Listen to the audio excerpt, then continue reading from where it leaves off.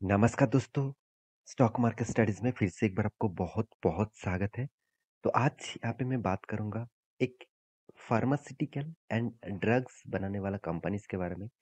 देखिए pharmaceutical and drugs बनाने वाला जितने सारे कंपनीज़ हैं, उनमें से बहुत बड़े-बड़े लीडर्स कंपनी है। तो मैं आज बात करूँगा जिस कंपनी के बारे में वो देखा जाए तो एक बजाज ग्रुप से बिलोंग करते हैं और आप सभी जानते हैं बजाज ग्रुप कितना स्ट्रॉन्ग एक मैनेजमेंट ग्रुप है। तो उसी के साथ जुड़े हुए कंपनीज है, तो कुछ ना कुछ तो खासियत होगा। तो मैं आज इसी के बारे में बात करूंगा जो ड्रग्स एंड मतलब मेडिसिन फार्मास्यूटिकल इंडस्ट्रीज के साथ जुड़े हुए हैं। तो कंपनी का नाम पहले आप देख चुके हैं, कंपनी का नाम कौन सा है? कंपनी का नाम है बजाज हेल्थ केयर लिमिटेड। तो बजाज हेल्थ केयर लिमिटेड के बारे में बात करूंगा। तो ये एक ड्रग्स एंड फार्मास्यूटिकल इंडस्ट्रीज से बिलोंग करते हैं। तो कंपनी का बिजनेस क्या है, कंपनी का खासियत क्या है, मैं अभी आपको दिखा देता हूँ। तो उससे पहले कंपनीज के इस वीडियो करने का जो मेन मकसद है, बहुत सारे दोस्तों ने कमेंट किया, सर इस कंपनी के ऊपर एक डिटेल्स वीडियो बना के दीजिए, क्योंकि इस कंपनी फार्मास्यूटिकल इंडस्ट्रीज से बिलोंग करते हैं। और इस कंपनी का फ्यूचर क्या है, क्या इसमें निवेश करने से कुछ खासियत देखने को मिलेगा? देखिए पहले मैं एक डिस्क्लेमर जरूर आपको देना चाहूंगा। मैं कोई भी स्टॉक के बाय एंड सेल का रिकमेंडेशन नहीं करता हूँ, क्योंकि स्टॉक में निवेश करना आपके काम है। क्योंकि कोई भी स्टॉक के ऊपर मतलब इन्वेस्टमेंट करना वो आपके डिसीजन होना चाहिए। किसी का भी डिसीजन लेकर आप निवेश मत करिएगा। आप हाँ, दूसरों से कंपनीज के बारे में जानकारी जरूर जरूर लीजिए। उस कंपनी के ऊपर जानकारी लेने के बाद ही आप डिसीजन ले सकते हैं। तो कंपनीज के प्रोडक्ट के बारे में बात करूँ तो और प्रोडक्ट आप देख सकते हैं। इंटरमीडिएट जो प्रोडक्ट है वो भी बनाते हैं। एपीआई प्रोडक्ट, यहाँ पे देखिए फॉर्मुलेशन, साथ ही साथ यहाँ पे देखिए इम्प्रूव इम्प्योरिटीज। तो इस तरीके से प्रोडक्ट्स के ऊपर कंपनी काम करते हैं। कंपनी का जो ब्रांड्स है, जो जो ब्रांड्स को कंपनी माल बेचते हैं, वो ब्रांड्स भी यहाँ पे देख सकते हैं। मतलब कौन सा सर्टिफाइड कंपनी हो चुके हैं, कौन सा सर्टिफिकेशन के ऊपर कंपनी फार्मास्यूटिकल और ड्रग्स के ऊपर काम कर रहे हैं, वो भी यहाँ पे देख सकते हैं। तो कंपनी का जो बिजनेस का मॉड्यूल्स है वो मैं आपके सामने शेयर कर चुका हूँ। कंपनी स्टार्ट हुआ था 1993 से। कंपनी पुराना कंपनी है ऑब्वियसली। बी सॉरी 30 साल के आसपास कंपनी हो चुके हैं। तो 30 साल पुराना कंपनी है। क्या 30 साल में कंपनी कितना खासियत दिखा चुके हैं, क्या कंपनी की 30 साल में इसका मैनेजमेंट टीम किस तरीके से इसको ग्रोथ किया है, वो आपको दिखाऊंगा इस वीडियो के माध्यम से। तो सबसे पहले मैं एक बड़ा सा डिस्क्लेमर जरूर देना चाहूंगा। कंपनी हाई रिक्सी कंपनी है, हाई रिक्सी। आपको आप कहेंगे सर हाई रिक्सी क्यों है?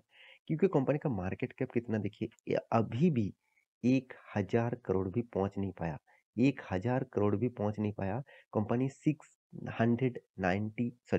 968 करोड़ का मार्केट कैप है। बहुत छोटा सा कंपनी है। तो इस छोटा सा कंपनी इसके ऊपर क्या करना चाहिए, क्या डिसीजन लेना चाहिए, तो चलो उसी के ऊपर डिस्कस करूंगा। तो कंपनी का जो प्रोडक्ट है आप देख सकते हैं, इट इज यहाँ पे देखिए बल्क ड्रग मैन्युफैक्चरिंग कंपनीज है। Supply and various active pharmaceutical ingredients जैसे एपीआई। तो जैसे फार्मास्यूटिकल इंग्रेडिएंट्स है उसी के ऊपर सप्लाई करते हैं कंपनी। साथ ही साथ यहाँ पे देखिए अमीनो एसिड्स एंड न्यूट्रिशन जो सप्लीमेंट्स है उसके ऊपर भी काम करते हैं, फार्मास्यूटिकल्स के ऊपर भी काम करते हैं। यहाँ पे देखिए कंपनी फूड इंडस्ट्रीज के साथ भी जुड़े हुए हैं। तो कंपनी का जो प्रोडक्ट है आप यहाँ पे पूरा डिटेल्स में देख सकते हैं। कंपनी कितने सारे कंट्रीज के साथ बिजनेस करते हैं वो भी आप देख सकते हैं। कंपनी टोटल 50 कंट्रीज के साथ जुड़े हुए हैं। 50 कंट्रीज को कंपनी माल एक्सपोर्ट करते हैं। और ईयरली जो कैपेसिटी है 730 मतलब million ton per month.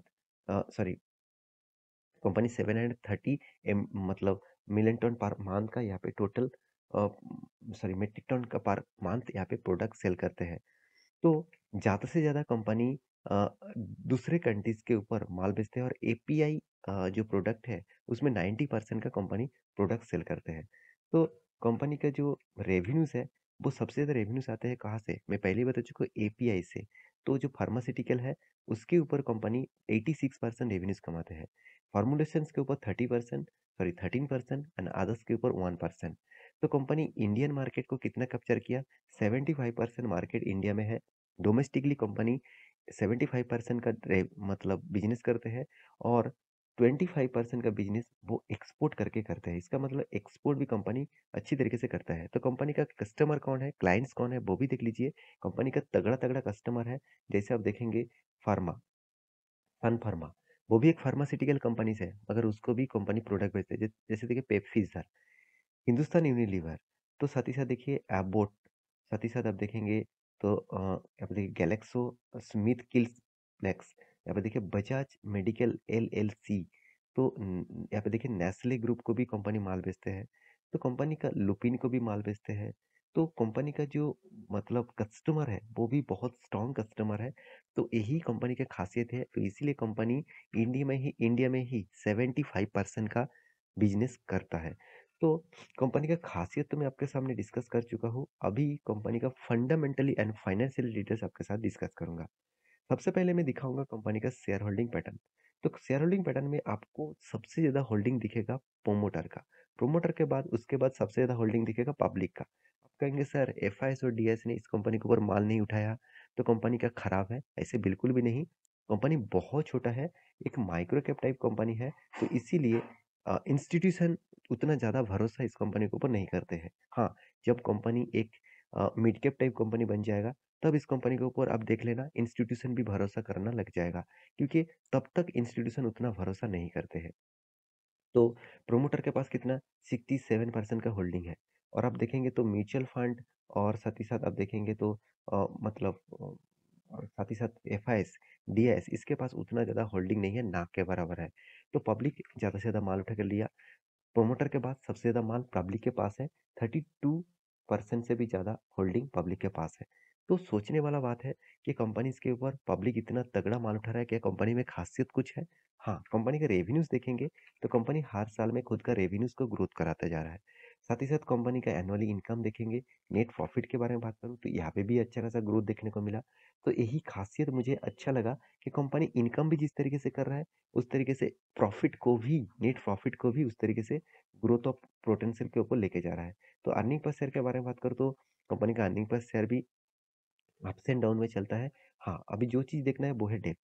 Company का डेप्थ मुझे ज़्यादा लगा, क्योंकि मैं आपको हमेशा बोल के आया हूँ कोई भी कंपनी का डेप्थ लेस देन 0.50% के नीचे होना चाहिए।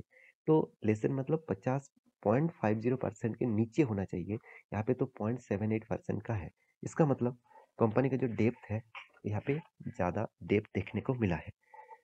तो कंपनीज के शेयर होल्डिंग पैटर्न तो मैं पहले आपको डिस्कस कर चुका हूँ, जहाँ पे एफआईएस डीएस इसके पास कोई भी होल्डिंग नहीं है।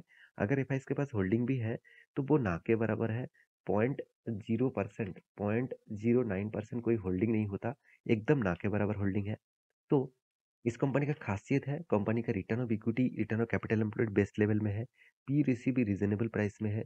कंपनी का sales growth profit growth down में है, ये एक वीकनेस है।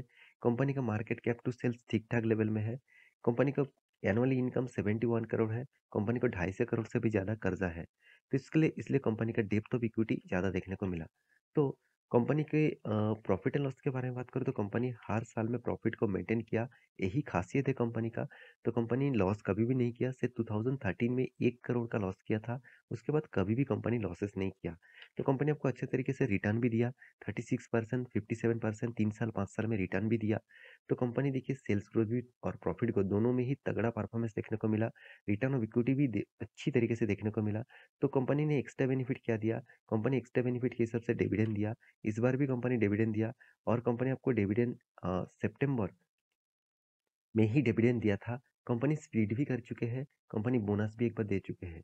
तो कंपनी के अभी चार्ट पैटर्न के बारे में बात करूँ तो कंपनी का चार्ट पैटर्न कंपनी स्टार्ट हाल ही में हुआ है। अभी भी कंपनी 1 साल तक देखने को नहीं मिला। तो कंपनी 1 साल होने वाला है। तो 1 साल में एक ही रेंज बाउंड के ऊपर कंपनी काम कर रहा है। तो अभी इस कंपनी के ऊपर निवेश करना चाहते हैं तो आपको टाइम देना पड़ेगा।